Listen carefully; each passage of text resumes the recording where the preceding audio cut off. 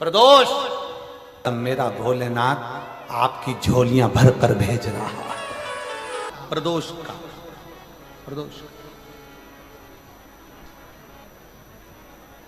ये 3 समय एक ऐसा समय है, मान लो सुबह यदि आपको समय ना मिले भगवान शंकर का गुणगान करने के लिए, मान लो दोपहर का समय ना मिले शंकर भगवान का गुणगान करने के लिए, तो शिव पुराण कहती है जब सूर्य डूब रहा हो, प्रदोष काल का जब समय हो, तब उस शंकर का गुणगान करो तो सारी जिंदगी तुम्हें किसी के आगे हाथ नहीं फैलाना पड़ेगा।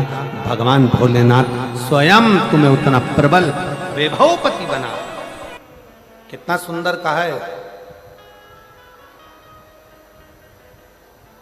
जब जिंदगी बहुत संघर्ष में चल रही हो, बहुत दुख का जीवन चल रहा हो, बहुत कष्ट का जीवन चल रहा हो, बहुत कष्टमय जीवन चल रहा हो, तब शमी के 5 पत्ते, शमी के 5 पत्ते, एक दुर्वा के साथ एक अक्षत चावल का एक दाना, वो भी हल्दी में भिंगोया हुआ हो या केसर में भिंगोया हुआ हो,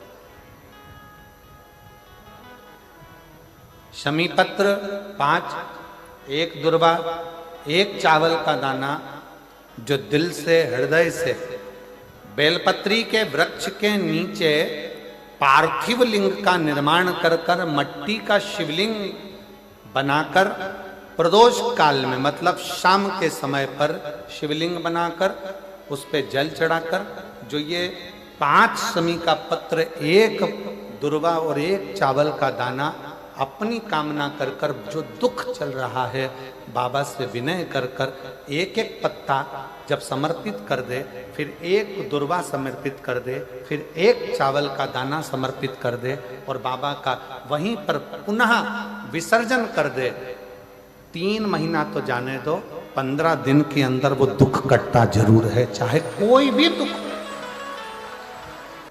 किसी भी तरह का दुख क्यों नहीं। एक बेलपत्र के वृक्ष की परिक्रमा करने वाले को हजारों अश्वमेध यज्ञ का फल प्राप्त हो जाता है, हजारों अश्वमेध यज्ञ का फल प्राप्त हो जाता है। उसी तरह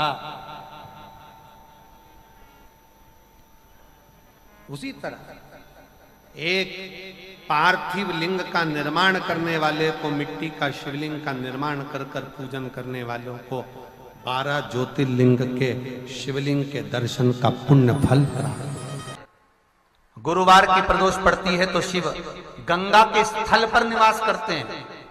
गुरुवार की प्रदोष शत्रुओं का नाश करती है। जब जिन्हें अगर तुमको लग रहा है कि मैं दुखों से पीछा छूट ही नहीं रहा, तब उस जगह पर बेलपत्री के मध्य भाग में पीला चंदन, ये जो पत्ती है और ये 2 पत्ती हैं, ये बड़ी पत्ती और ये बीच की जो 2 पत्ती हैं, इसके बीच में जो डंडी का भाग रहता है, जो बीच में डंडी का जो भाग है, बड़ी पत्ती और ये 2 छोटी पत्ती के मध्य में जो डंडी का भाग है, उस डंडी के भाग में पीला चंदन और एक अक्षत पीला शंकर भगवान को प्रदोष के दिन आप अगर प्रदोष काल में समर्पित कर रहे हैं तो ये निश्चित है कि धीरे धीरे कर कर वो दुख समाप्त होगा, वो दुख कटेगा ही। विश्वनाथ को कुछ नहीं चाहिए, मेरे शंकर को चाहिए क्या? अगर आपके जीवन में ऐसा लगे कि बहुत बड़ी बीमारी आ गई और आपके घर का व्यक्ति वेंटिलेटर पर पड़ा हुआ है, तो शमी के वृक्ष के फूल ले आओ 7, और शमी के वृक्ष के 7 फूल लाकर एक एक फूल शंकर भगवान को श्री शिवाय नमस्तुभ्यम कहकर उस व्यक्ति के लिए जो पड़ा हुआ है, अंतिम सांसें गिन रहा है, जिसको अटैक आ गया, अंतिम सांसों में जो गिन रहा है, उसके नाम से भगवान शंकर पर चढ़ाना प्रारंभ कर दो। मात्र 7 पुष्प उस शमी के वृक्ष के 7 पुष्प आप शिव को समर्पित करिए, उसका नाम और गोत्र बोलकर, और भगवान शंकर का मूल मंत्र श्री शिवाय, जम के बोलिए श्री शिवाय नमस्तुभ्यम बोलकर एक एक शमी का फूल शंकर पर चढ़ाना प्रारंभ कर दो। फिर आगे वो विश्वनाथ की मर्जी है, वो प्राण कैसे लेकर वापस आता है, उस काल से छुड़ाकर महाकाल कैसे लाता है, ये वो जाने। आपका फर्ज केवल आप अदा करिए, 12 महीने प्रदोष आती है, 12 महीने शिवरात्रि आती है। प्रदोष को ही शिवरात्रि का भाव है। 12 महीने आते हैं। अगर व्यापार ना चले, दुख तकलीफ ज्यादा हो, कष्ट ज्यादा हो, बहुत टेंशन जिंदगी में चल रहा हो, कोई काम हो ही नहीं रहा, कोई दिक्कत ही दिक्कत है, व्यापार सही ना चल रहा हो, कष्ट ही कष्ट हो, और यहां तक है अगर बीमारी ने भी घेर रखा हो और बहुत जिंदगी में दुख चल रहा हो, कहीं मत जाना। प्रत्येक महीने प्रदोष आती है, हर महीने शिवरात्रि प्रदोष आती है। 1 लोटा पानी, 5 बेलपत्र,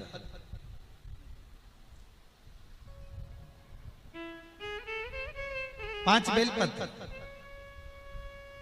1 शमी पत्र, 1 शमी पत्र, 5 बेलपत्र तांबे के लोटे में जल में डाल लीजिए। 7 दाने अक्षत के, आखे अक्षत के डाल लीजिए। और प्रदोष काल में, प्रदोष काल जो शाम का समय होता है, प्रदोष काल में भगवान शंकर के मंदिर जाकर पांव में चप्पल पहनकर ना जाइए। घर में घी का दिया लगाकर कलश लेकर शिव के मंदिर में चले जाइए।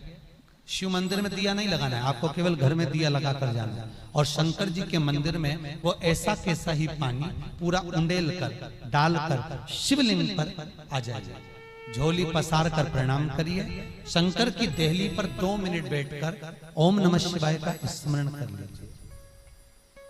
ओम नमः शिवाय भी आपको बोलना बताया था कि सौभाग्यवती नारी स्त्री नमः शिवाय ओम बोले और पुरुष ओम नमः शिवाय। अगर पति और पत्नी दोनों बैठकर जाप कर रहे हैं तो दोनों ओम नमः शिवाय बोल सकते हैं। पर नारी अगर अकेले बैठकर स्मरण कर रही है तो नमः शिवाय ओम। आप जब नमः शिवाय ओम बोलना चालू करेंगे तो ओम अपने आप ही आगे आ जाएगा। बोल कर देखिए, नमः शिवाय ओम, नमः शिवाय ओम, नमः शिवाय ओम, नमः शिवाय ओम, नमः शिवाय, नमः शिवाय से चालू करा, ओम अपने आप आगे आ जाएगा। पर पुरुष जब जब जाप करे ओम नमः शिवाय बोले। पति पत्नी दोनों बैठकर जाप कर रहे हैं तो ओम नमः शिवाय बोल सकते। केवल स्त्री जाप कर रही है तो नमः शिवाय ओम, नमः शिवाय ओम, नमः शिवाय ओम, नमः शिवाय ओम, नमः शिवाय ओम अपने आप आ गया।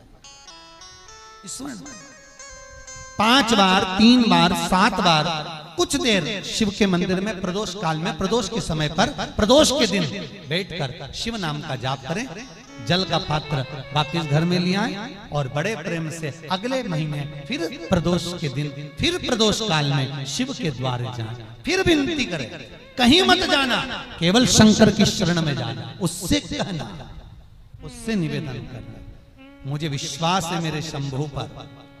स्कंद पुराण कहती है, शिव महापुराण कहती है, अगर आपने 2 या 3 या 4 प्रदोष ही कर लिए तो मेरा महाकाल बाबा आपकी झोली तो भर ही देगा खुशी। 2, 3, 4 बस बहुत। पूरे साल की तो आप करना, छोड़ना मत ही। अगर बाबा देवी दे तो पूरा साल तो करना ही करना, बीच में नहीं छोड़ना बाबा। कई बार स्त्रियां सोचती हैं कि बीच में रजस्वला धर्म आ जाता है तो हम नहीं जा सकते, तो घर का कोई व्यक्ति जाए, पर करना पूरे महीने की, मतलब हर महीने में एक बार कैलेंडर में जाके निशान लगा लो, लिखा हुआ रहता है प्रदोष, निशान लगा लो कि इस दिन मुझे जाना है शिव मंदिर, नमन करना है। अपनी दिल की बात बाबा भोलेनाथ से कहना है, अपने मन का बात मुझे शिव से कहना है, बस विचार कर लिया। और मैं निवेदन करूंगा, जितने लोग जल चढ़ाएंगे और दिल से अगर आपने मांगा है तो बाबा आपको इतना धन तो जरूर देगा कि एक बार शिव महापुराण आप भी कराएंगे, ये पक्का। उसका जो नियम बताया है, शंकर का अनुमोदन जो बताया है, वो कर सकते। शिव का स्मरण, शंकर का से हारो ना। थोड़ी तकलीफों में अगर घिर जाओ, तकलीफें आ जाएं, कष्ट आ जाए, तकलीफें जिस दिन तुम्हारे भीतर बहुत ज्यादा मात्रा में आ जाए, उस दिन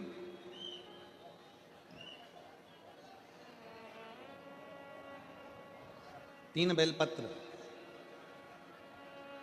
एक बेलपत्र में पीला चंदन, बीच वाली पत्ती।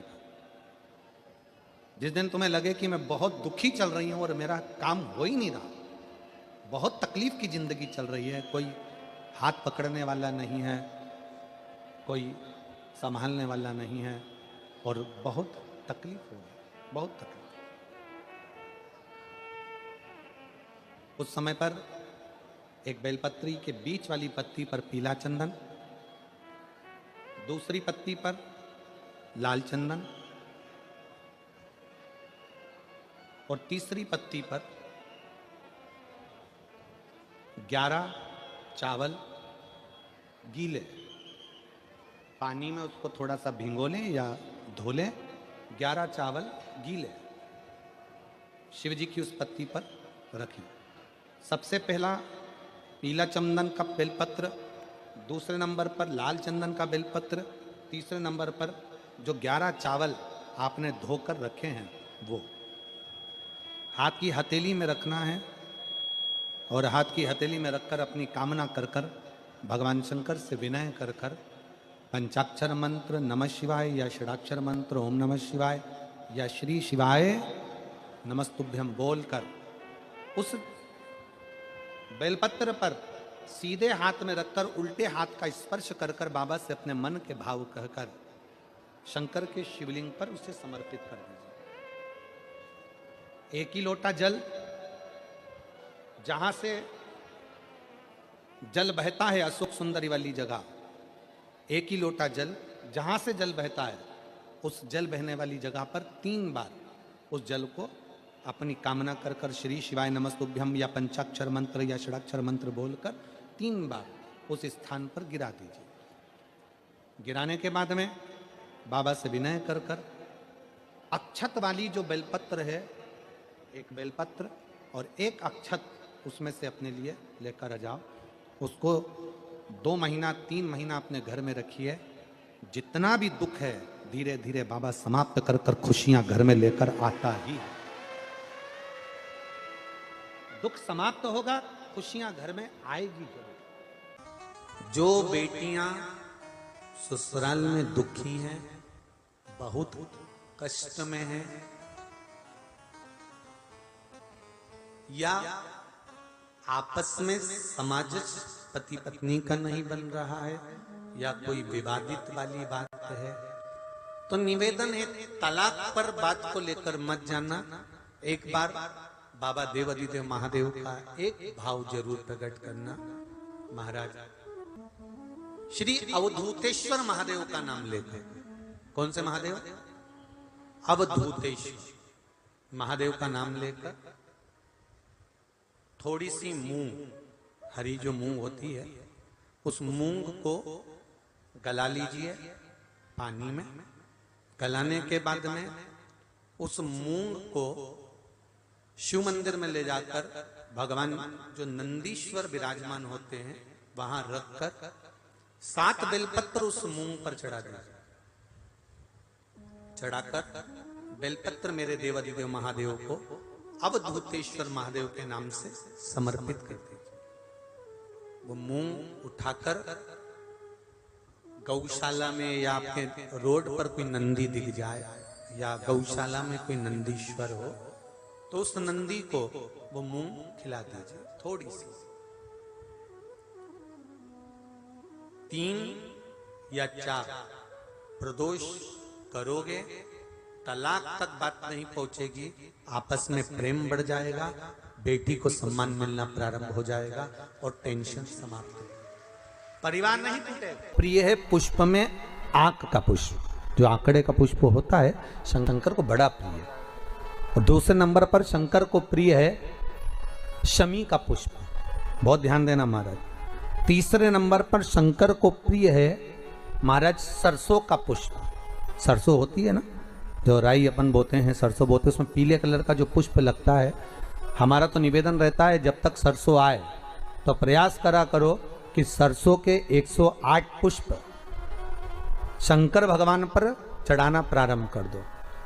महाराज ये पक्का है कि वर्ष भर कोई बड़ी बीमारी आपको घेर नहीं सकती। अगर सरसों के फूल शिव को चढ़ रहे हैं तो।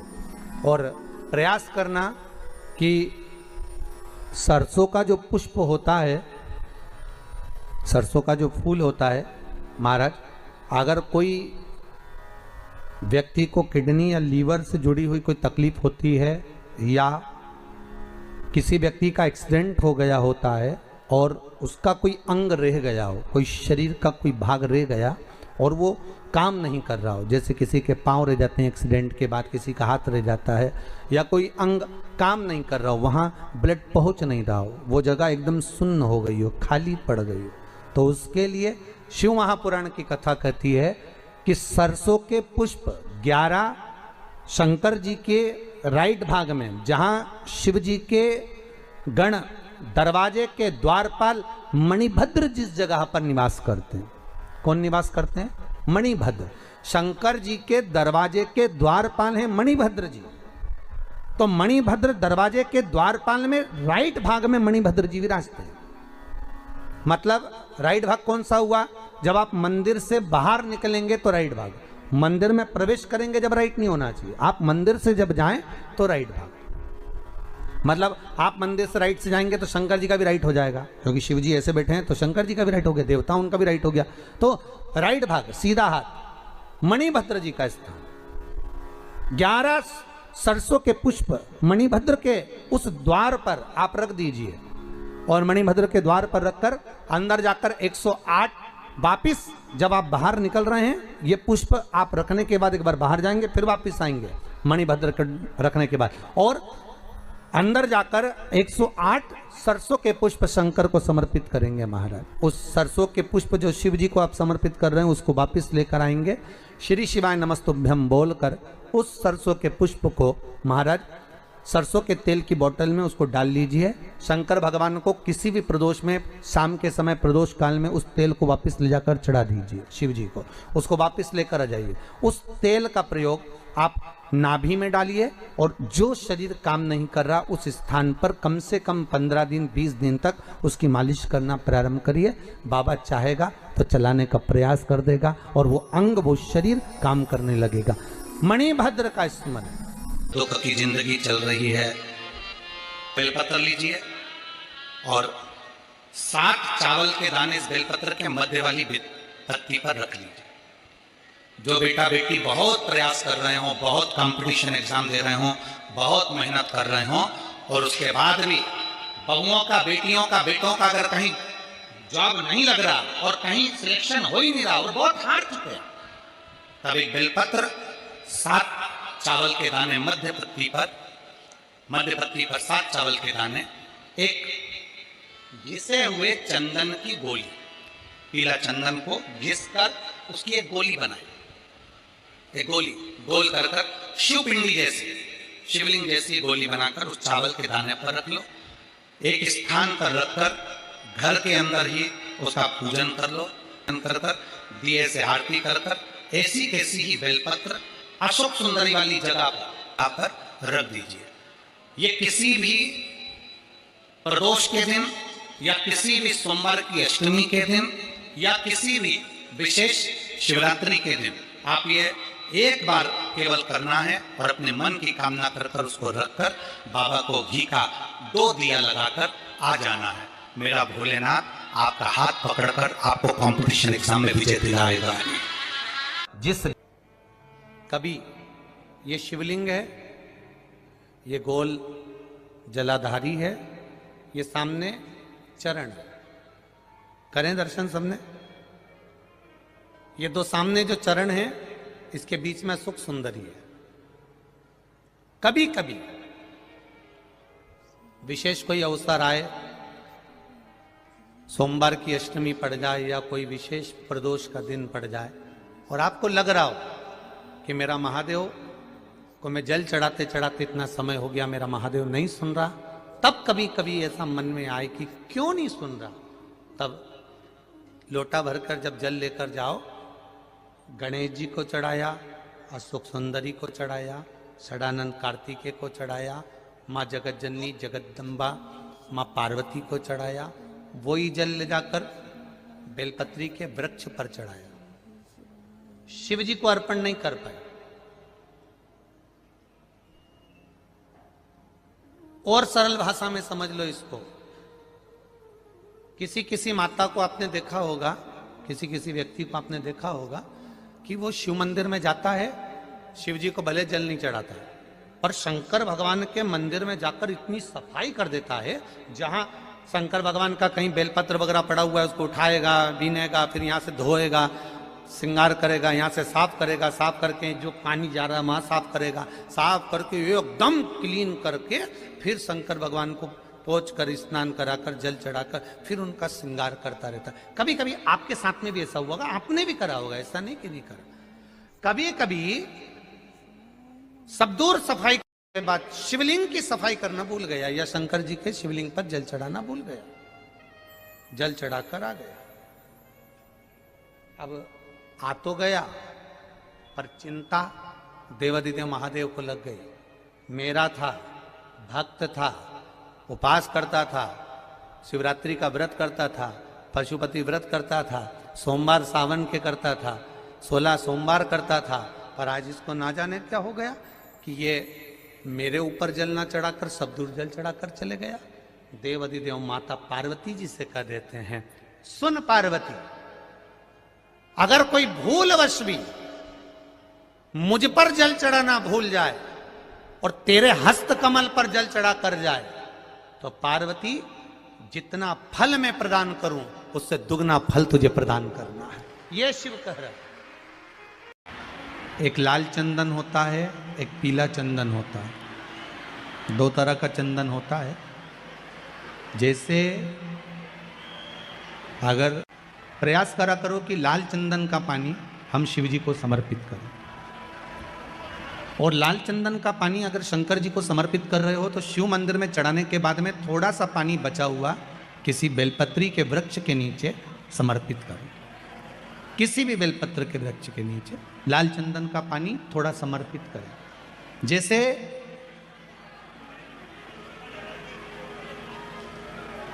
अगर बच्चों का विवाह नहीं होता है, शादी नहीं होती है, तो अपन लोग क्या करते हैं कि भाई एक बेलपत्री का जो पत्ता होता है, उस पत्ते के बीच वाली जो पत्ती होती है, उस पत्ती पर अपन केसर को घिसकर, केसर को घोलकर उस पत्ती पर अपन केसर का तिलक लगा देते हैं। और केसर का तिलक लगाकर जिसका विवाह नहीं होता, उसकी ये बीच वाली उंगली पर, ये बीच वाली पत्ती को अंगूठे से टच कर कर उसको रख देते हैं। उसका नाम और गोत्र बोलकर उस पत्ती को शंकर भगवान पर प्रदोष के दिन शिव जी को समर्पित कर देते हैं। बस इतना याद रखें कि इस पत्ती का जो मुख है वो जलाधारी की ओर होना चाहिए। जब हम चढ़ाएं उस समय पर केसर का तिलक लगाकर अंगूठे से उसको टच कर कर नाम गोत्र बोलकर, जिसका विवाह नहीं हो रहा है, शादी नहीं हो रही है, शिव जी को उसे चढ़ा दो प्रदोष के। और किसी भी शिव मंदिर में आप उसको समर्पित कर सकते। बाबा से निवेदन करिएगा, बाबा स्वीकार करेगा, और विश्वास है कि 3 महीने में बाबा उसका विवाह पक्का कर ही देगा, ये पक्का है।